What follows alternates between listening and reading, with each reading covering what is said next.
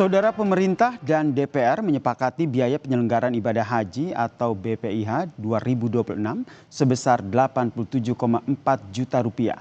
Biaya ini lebih rendah dibandingkan biaya tahun lalu. Tidak hanya itu, upaya perbaikan penyelenggaraan ibadah haji juga dilakukan dengan penyeragaman periode masa tunggu keberangkatan haji.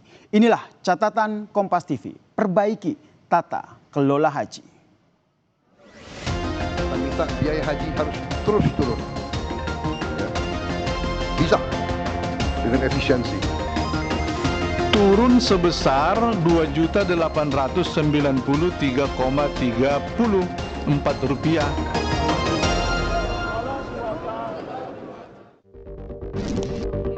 Panitia Kerja Komisi 8 DPR bersama pemerintah telah menyepakati biaya penyelenggaraan ibadah haji atau BPIH 2026 sebesar 87,4 juta rupiah. Dengan demikian, biaya haji 2026 turun 2 juta rupiah dari tahun 2025, yaitu 89,4 juta rupiah. Dari jumlah itu, biaya perjalanan yang ditanggung langsung oleh anggota jemaah ditetapkan 54,19 juta rupiah, turun 1,23 juta dibandingkan dengan tahun lalu, yaitu sebesar 55,43 juta rupiah. Ketua Komisi 8 DPR Marwanda Sopang mengatakan, penurunan ini melanjutkan tren efisiensi biaya tanpa mengurangi standar layanan. Kami bersepakat dan berkomitmen dengan pemerintah bahwa kita telah mengunci di awal pelayanan tetap terbaik bagi jemaah, baik pemondokan, baik konsumsi, transportasi, itu semua kita kunci dengan kualitas terbaik, dengan spesifikasi yang sudah ditentukan. Kita meyakini bahwa itulah yang terbaik buat jemaah. Wakil Menteri Haji dan Umroh Daniel Anzar Simanjuntak menyebut, biaya haji 2026 seharusnya naik 2,7 juta rupiah, diantaranya karena nilai tukar rupiah yang melemah. Namun dengan merampingkan pos pembayaran yang tidak perlu, BPIH tahun 2026 justru bisa ditekan 2 juta rupiah. Bersama dengan DPR RI, Komisi 8, kita mencoba menghitung ulang mana-mana pos yang bisa kita efisiensikan, akhirnya disepakatilah turun sekitar 2 juta untuk BPIH-nya.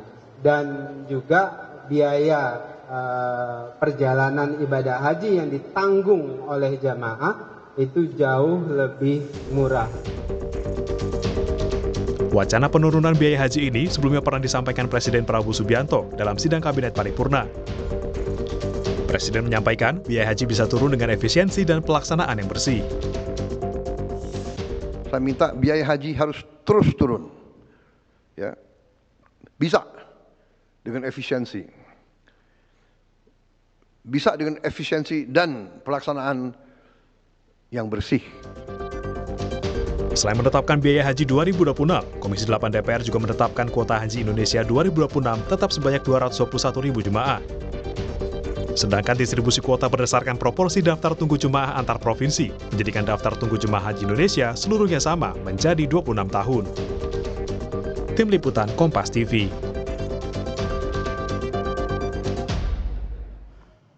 Saudara, upaya Kementerian Haji dan Umroh untuk memperbaiki penyelenggaraan ibadah haji patut diacungi jempol. Upaya perbaikan ini dimulai dengan penyeragaman periode masa tunggu keberangkatan haji.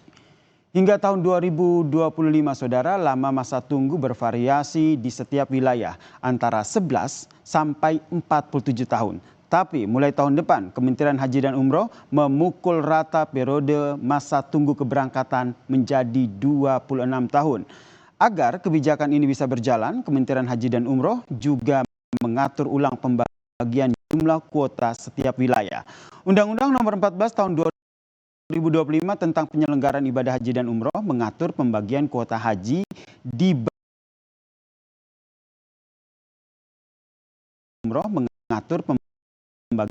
haji dibagi per provinsi secara proporsional berdasarkan daftar tunggu jemaah haji di provinsi tersebut. Sehingga provinsi yang jumlah pendaftarnya banyak otomatis akan mendapat kuota haji lebih banyak. Provinsi Jawa Timur misalnya adalah provinsi yang memiliki kuota terbanyak, yakni lebih dari 42.000 jemaah. Sebaliknya, ada provinsi Sulawesi Utara yang hanya mendapatkan kuota 402 jemaah.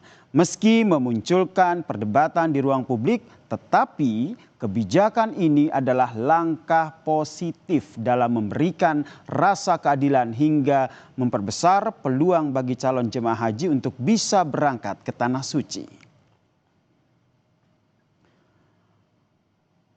Upaya perbaikan lain yang patut diapresiasi adalah keberhasilan Kementerian Haji dan Umroh menggolkan usulan pengurangan biaya ibadah haji reguler untuk tahun depan sebesar Rp2 juta per jemaah haji. Namun, keberhasilan ini saudara masih menyisakan sebuah ironi karena beban biaya yang ditanggung jemaah dari total biaya haji secara proporsional malah meningkat selama 10 tahun terakhir saudara.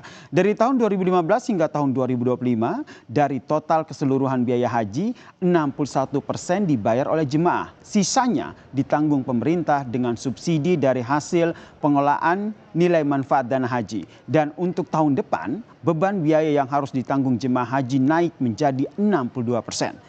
Kenaikan biaya transportasi, tarif hotel, dan juga inflasi global dituding menjadi penyebab kenaikan beban biaya ini. Inilah pekerjaan rumah berikutnya. Jangan sampai upaya menurunkan biaya haji yang ditanggung jemaah menjadi sia-sia karena setiap tahun porsi biaya yang ditanggung jemaah akan terus naik akibat pemerintah yang gagal mengontrol pengelolaan biaya-biaya yang lain.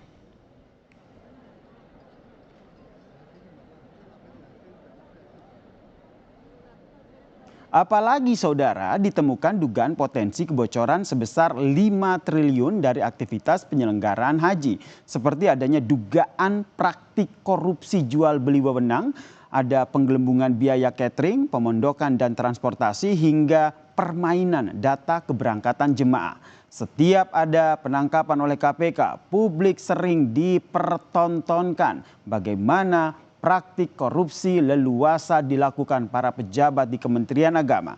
Praktik korup penyelenggara haji harus diberantas dengan hukuman yang tegas dan diikuti oleh keterbukaan dalam penggunaan dana abadi umat. Kementerian Haji dan Umroh harus mendorong Badan Pengelola Keuangan Haji atau BPKH untuk transparan dalam penggunaan dana abadi umat.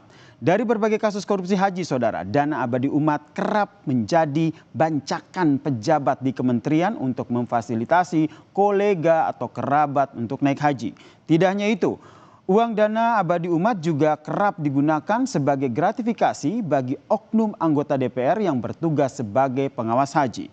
Pekerjaan rumah bagi Kementerian Haji dan Umroh masih banyak, tetapi kementerian tidak harus memulai dari nol. Karena sejak tahun 2010, Komisi Pemberantasan Korupsi atau KPK telah memberikan 48 rekomendasi terkait dengan pembenahan penyelenggaraan ibadah haji. Sebelumnya, di tahun 2004 saudara, Indonesia Corruption Watch atau ICW juga menerbitkan kajian yang sama.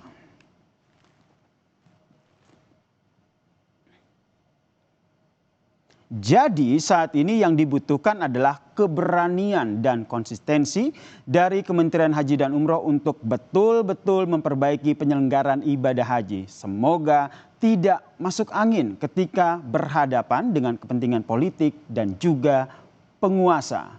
Dengan semakin baiknya tata kelola haji, maka biaya naik haji akan semakin murah, tetapi fasilitas pelayanan ibadah haji juga tidak murahan.